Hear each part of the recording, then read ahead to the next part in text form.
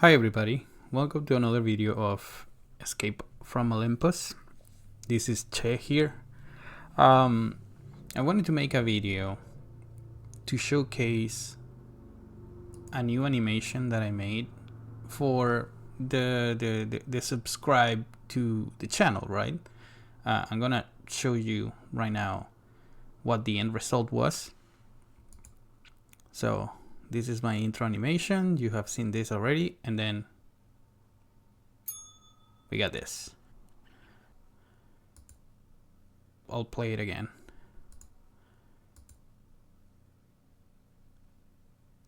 That right there. The subscribe to the channel, that animation, right? The mouse goes in, clicks, subscribe. Cool. But I think I'm gonna do a series for this because I realized that there's a lot that went into it. So I'm using 3 different programs to make this video happen. I'm using KDEN Live, Kden Live. I don't know how to pronounce this.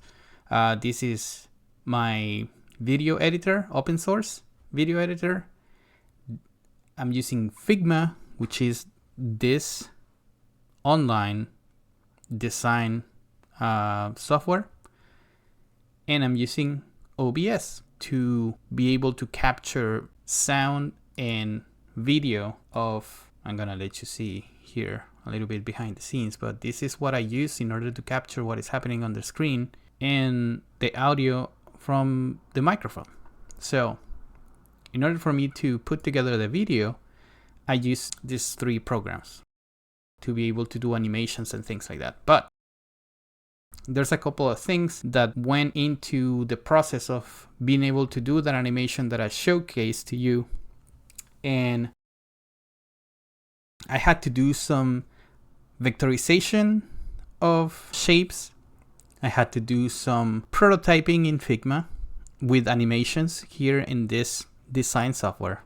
I had to use OBS to do the capture of that animation, and then I put that on the video editor and apply some filters in order to be able to use it. That's kind of like the whole scope, but in this specific video, I just wanted to walk you through the first part of this, which is vectorizing shapes. So here we go. How to vectorize. So I'm going to start explaining basically what vectorization is, what are the tools that you are going to need to use in order to vectorize things in Figma, which is the design software that I'm using, and vectorizing using the vector nodes of the shapes. So let's start with vectorizing. What is it and why should you care? All right, so vectorizing is creating images with vectors. So just like any of just for example, this star that we have here, right? Actually, let me bring some of the images. I had an image that I wanted to use to explain some of these things. So the reason why vectorizing is very important and super powerful is because it allows you to create images that are super high quality. So for example, images are usually comprised by pixels. So pixels are just little squares that make up an image. Tons and tons of them. The better the resolution, the more squares of pixels you're gonna have in that image, right? So, and then the more pixels the image has, the heavier the image. So the better the quality, but the heavier the file is, right? Now, the problem with this and the difference between the way normal images are generated versus a vectorized image is that vectorized images are a mathematical equation. It's created by like a group of equations put together to generate the line, the vector line that creates your image. Long story short, what this does is allows the image, because it's an equation, increases and decreases in size perfectly. And there is no loss of quality. When you have an image that is created by pixels, just like this one that I'm showcasing here, right? As you start zooming into the image, you see basically the pixels that comprise this image.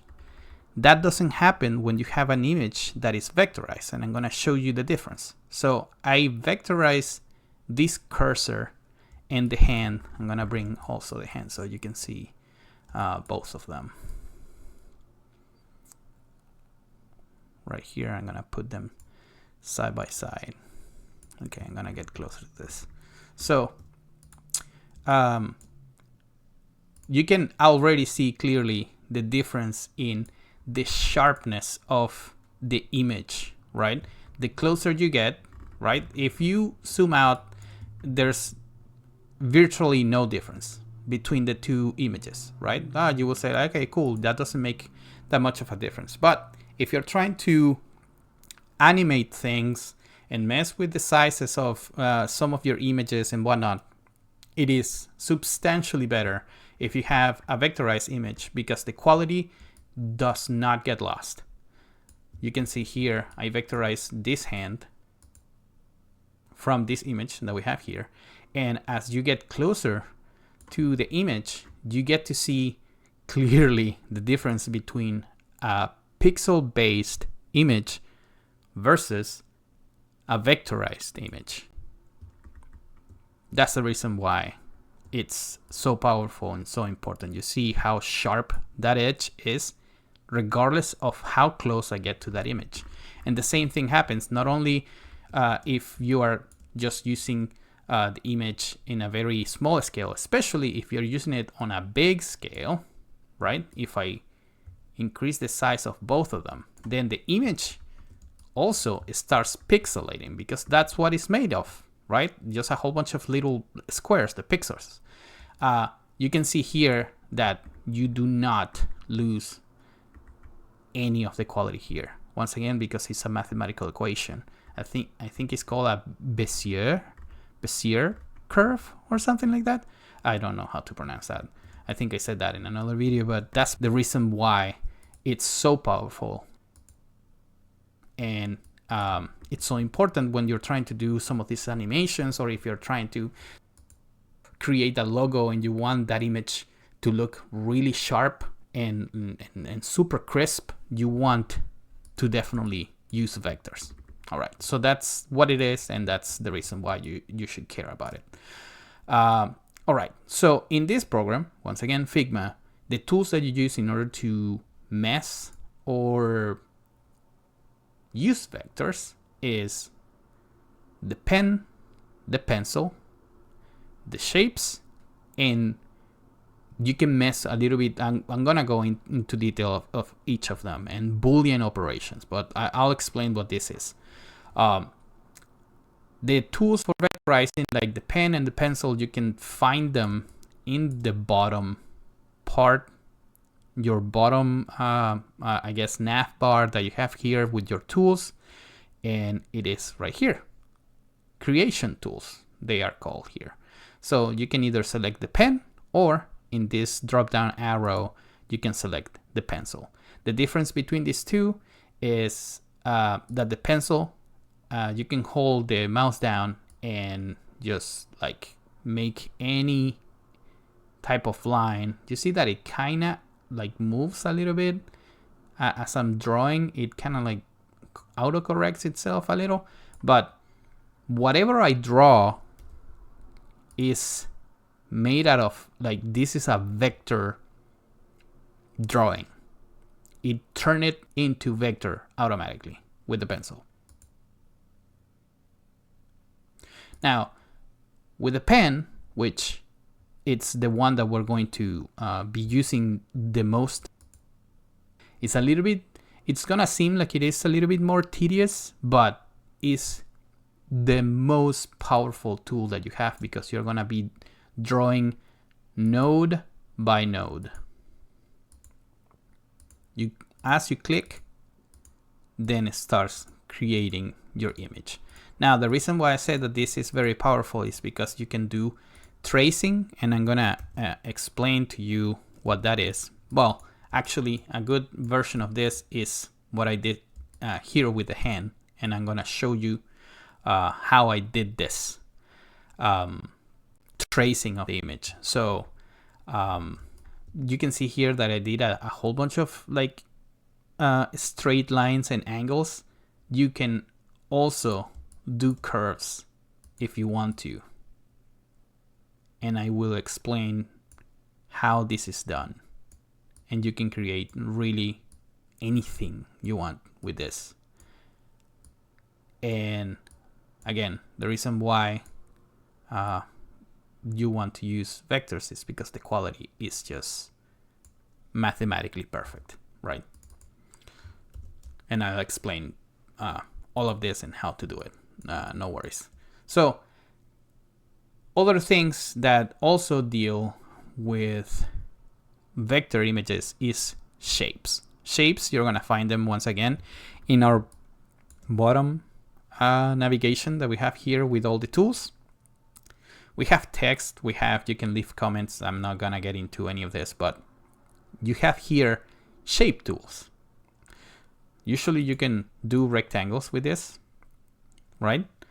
But you can do also, if you click on the drop down arrow, you can do lines, you can do arrows, you can do ellipses, ellipsi, I don't know. You can do polygons, stars, or you can insert other things into your file. But any of these shapes that you have here, except for images, because this is just to import images,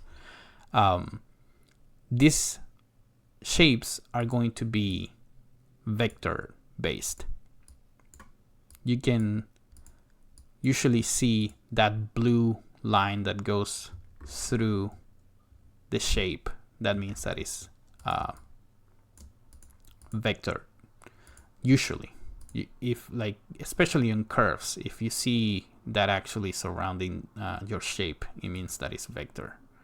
You can do stars, you can do polygons, and things like this. So all of these images, once again, they are vector and like perfect quality.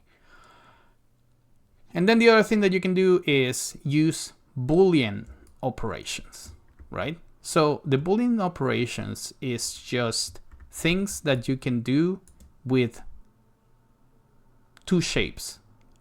I'm gonna give you an example. I am going to go a little bit fast just for the sake of the example that I'm going to show you. But the Boolean operations can be found once you select one or usually multiple shapes, right? I'm gonna color them differently so that we can easily see which one is on top of the other one. You can see them in this right panel here on the right. Once you select an image or multiple, you can see here this icon of Boolean operations, and if you click the drop down, it lets you see all these possibilities here of the things that you can do with multiple vector shapes. So I'm gonna show you an example of each one of them so you can see what they do and how powerful they can be. So we have 1, 2, 3, 4, 5. Okay, so I'm gonna copy my shapes. By the way, you can copy by holding Alt or Option, depending on what operating system you're using, to as you're dragging your shapes, it can create a copy of your whatever you have selected. It could be you can actually then create like a whole copy of whatever you have selected. And I went steps back by just Control Z your way to glory, right? This is the best out of all the tools is a way to actually go back and like correct your mistakes, because I make a lot of mistakes. So example number 1, you can do union, right? All of them have hotkeys that you can use when you select the shapes. I don't know them all. I just know a few of them, but I'm gonna show you here. If you do union, now it merges the two shapes together, and now this is one object, right? The interesting thing about some of these Boolean things, right, is that even though it created some of this, it is like the shapes are getting grouped. If I double click on the new shape that I have here, it now lets me see what is inside that union, the star and the ellipses, the circle that I created. I can still then move them around, right? If I'm selecting them separately inside of the union group that I have. But if I then click somewhere else and then try to grab, it's like I group them of sorts, right? That's what union does. I can do the same, I'll explain. So you can do subtract. So this gives you an icon and it gives you an idea of what it is that is going to happen. So whatever shape is on top of the other one is going to be taken out. It's like a cookie cutter. So that's subtraction. And then this is really cool and powerful, because then you, if you didn't like necessarily exactly where it cut, you can move and adjust things, adjust the cut that you just did. So it's very powerful. It's really cool. And then we have here intersect, and this is gonna leave only the part of the two shapes that overlap, which is also very interesting. And then I have here the opposite. So whatever overlaps is what is taken out. And then lastly, I have this one that is called flatten. Now, the difference between flatten and union, because it's gonna look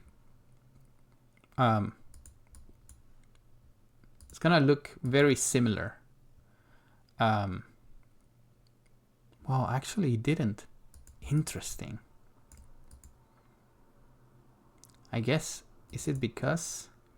Oh no, well, it still did it. It's interesting. But if both of these images were the same color, and I do flatten, then I cannot, this union, if I flatten it out, then it merges all the shapes together. You see? Now I cannot move the star and I cannot move the circle. Now this is like this weird image that I have here. I'll explain. You can actually do very powerful stuff with some of these Boolean operations. I'm going to show you. I'm going to accelerate a little bit just for the sake of the example, but I'm going to show you an example of what you could do when you are, or something that you can create with this. So I'm going to create a star. every time you create a shape, usually you have here you have a panel that lets you mess with the settings of that shape that you're creating. In the case of a star, it allows you to create more spikes, and it lets you mess with the angle of the depth of your star. So I'm gonna give you just an example of the things that you can do. So I'm gonna create this star, and I'm gonna create a circle here. I'm gonna give it a different color. I'm gonna then, okay, cool. I'm gonna put the 2 and 2 in the same spot, right? I am gonna grab this and I'm gonna say, hey, intersect. And then I'm gonna grab another circle. I'm gonna put it here in the middle. And I'm gonna say, subtract. And then, you see, the image that I have is not necessarily the spikes of what I'm trying to do. I'm trying to do a gear, right? So I'm gonna bring them a little bit closer here. There you go. So now I have a gear here, and then once I have the shape, you see all the things that you can do on top of each other. And when I'm happy with the way the shape looks, now I can come here and say, hey, flatten. Now this is a shape by itself. And boom, that's how you can create very quickly complex shapes just by using the simple tools that we have there. And we have some gears that we can use for an engine or something, right? All right, so that's the Boolean operations. Now, every single vector image is comprised by, as I was telling you, equations, right? I'm not gonna go into math, don't worry. But basically, these equations are controlled by vector nodes. So once again, we're gonna go with the pen that I was showing you here, and why it is so important is because every single vector shape that we have, again, is comprised by vector nodes. If you double click on a shape, it's gonna show you the nodes. These little circles that we have here show you the nodes that comprise and create the shape that we have here. If I mess with them, I can actually change the shape itself into something different.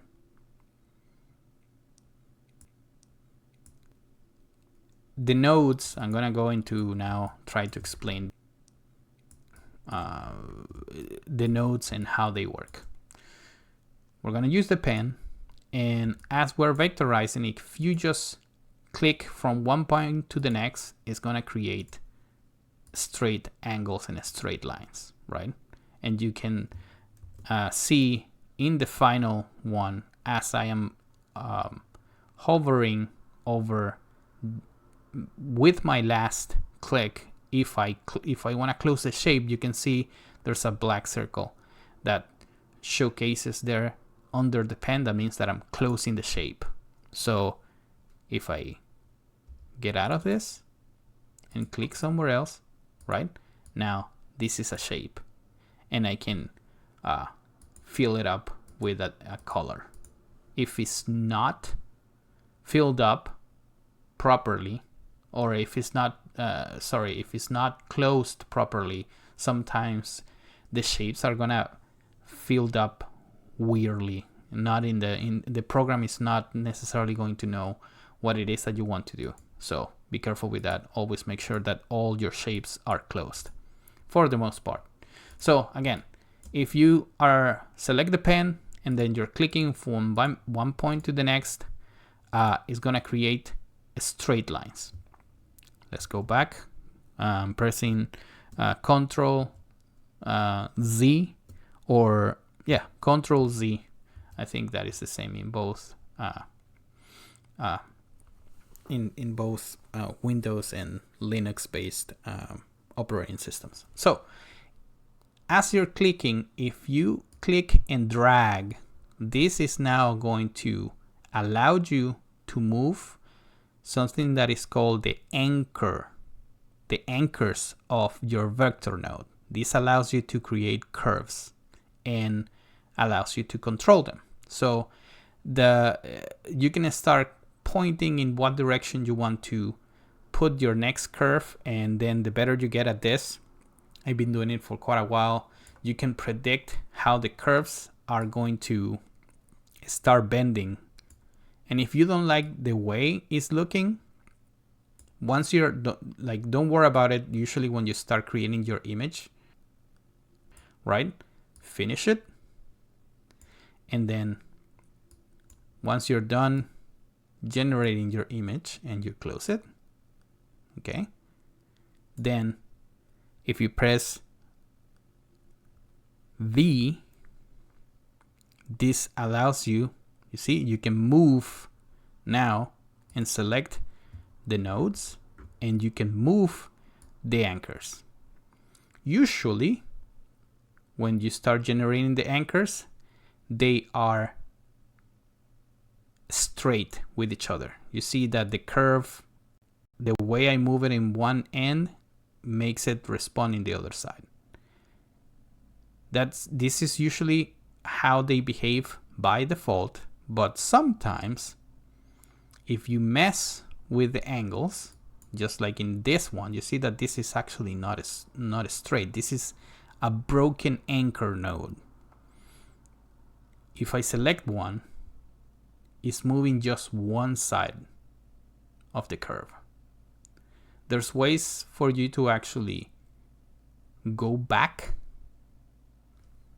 If you press and hold Control and click on top of one of your nodes, it allows you to create the anchors attached to each other again. If you press Alt or Option, then you can see as I'm hovering over one of the anchors how it changes. This allows me to break the anchors so that they're not basically stuck in a straight line just like this one is. So you can go back and forward, and this is very powerful, and you can also come to one of the anchors and delete. You can delete one of the nodes if you want to. There's also something very powerful that you can do, right? And you have to be very careful and mindful with this. But you know, as we were keep on pressing Alt or Option, it allows you to break your anchor, the anchors of your node, right? But if you actually click on a node itself,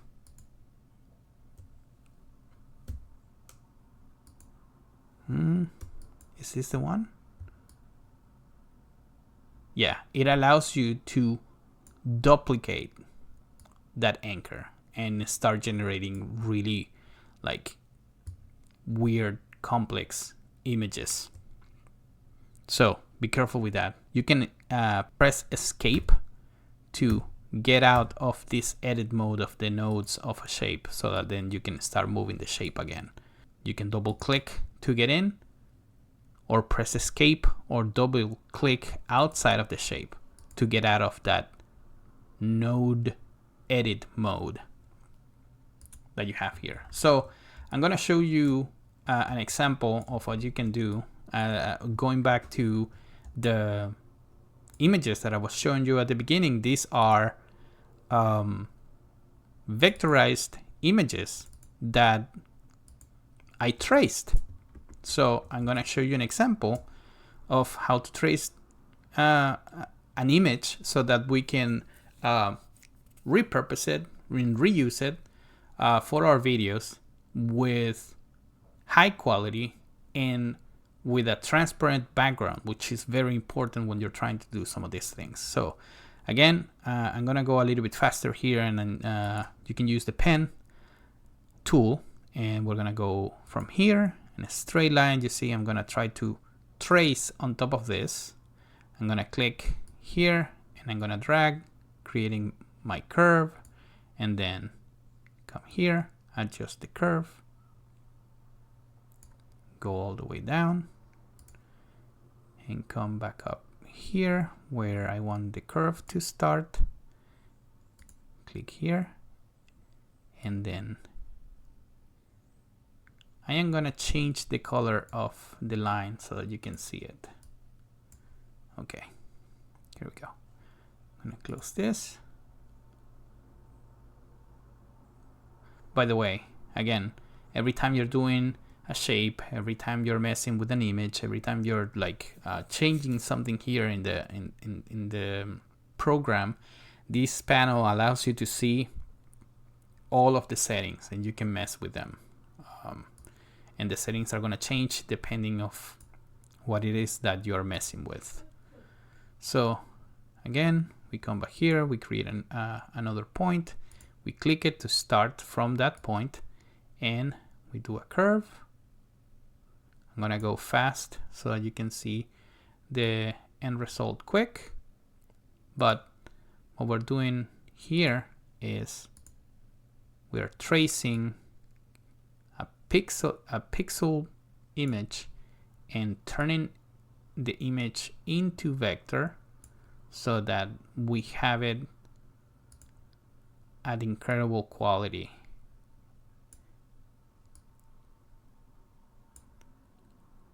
Okay, just a couple curves more. We just need the thumb. Seems to go in a straight line here. Just a little curve here for the thumb, and then we close it. I'm gonna escape and escape, and that's our shape. And here again, the stroke that we have, we can fill up the hand with any color, and there we go. That's our vectorized image, and you can see how much crisper it is, right? And I can blow up this to 3 times the size, or 10 times the size, and increase the size of the stroke so that that line gets thicker again, and the sharpness of an image is still mathematically perfect. Look at that. Beautiful. So in a nutshell, this is vectorizing in Figma. Please let me know if you have any questions. More to come. I'm gonna continue this series again to try to tell the full story of how we did that animation that I showed you at the beginning. And in a next video, I will show you animations inside of this program and how you can use the shapes that you're making and create an animation, and then how you can export or use that animation and then use that in your videos. Cool. All right, until the next video.